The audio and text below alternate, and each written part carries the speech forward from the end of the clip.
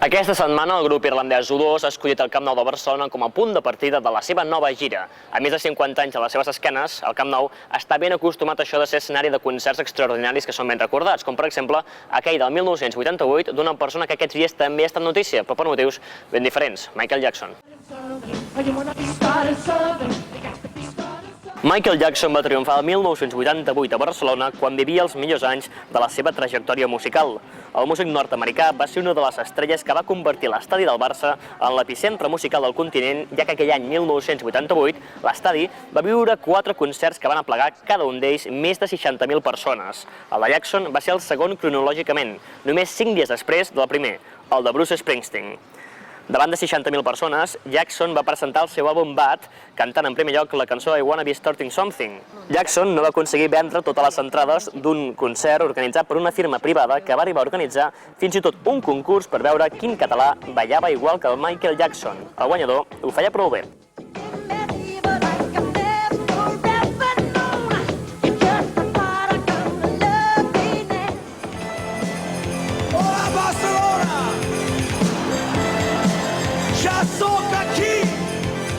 Va ser un bon concert, tot i que no va deixar tan bon regust de boca com aquell de 5 dies abans, el del 4 d'agost de 1988 de Bruce Springsteen.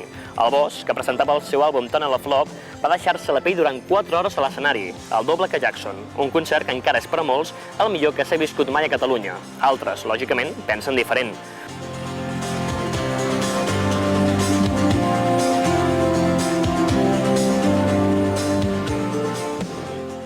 Com els qui pensen que el millor és el darrer del 1988, el del 10 de setembre, un concert recordat que volia recollir fons per a Amnistia Internacional i que va portar a la ciutat un munt d'estrelles de l'època com el senegalès Youssou N'Dour, el último de la fila, Sting, Peter Gabriel, Tracy Chapman i de nou Bruce Springsteen. 90.000 persones van viure aquest concert. El concert el va obrir una versió del Get Up stand-up de Bob Marley cantada per tots els protagonistes d'aquella nit.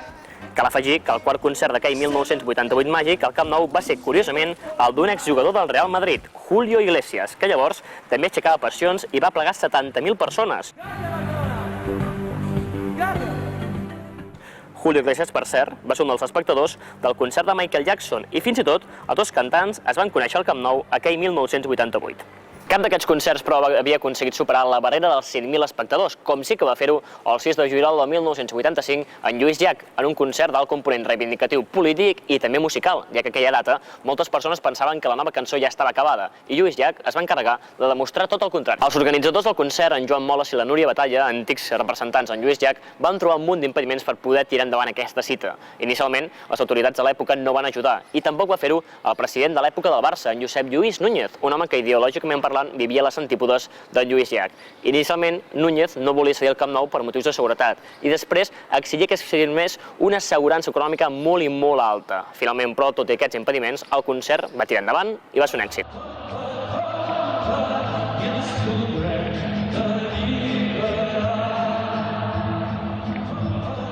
Aquell concert de Lluís Llach, qui va estar acompanyat per la Maria del Mar Bonet i la Marina Rossell per cantar el Cant de l'Enyor, és encara l'únic que ha superat els 100.000 espectadors al Camp Nou, tot i que aquesta setmana U2 s'ha quedat ben a prop gràcies al seu innovador escenari, que permet veure la banda des de qualsevol angle, fet que els ha permès omplir totes les graderies.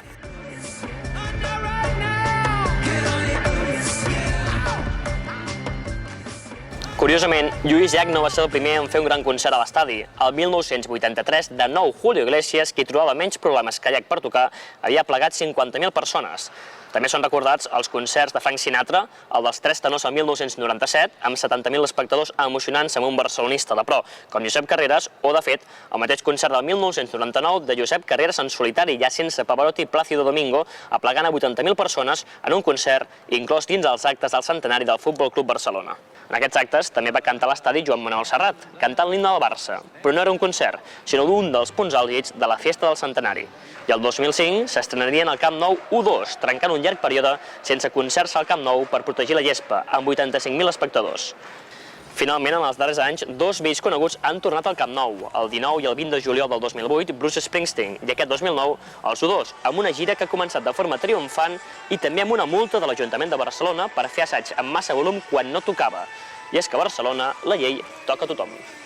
Curiosament, el fet que ha acollit més persones al Camp Nou no ha estat ni un concert ni un partit de futbol. Va ser una missa del papa Joan Pau II que, per sort, va acabar sense multes.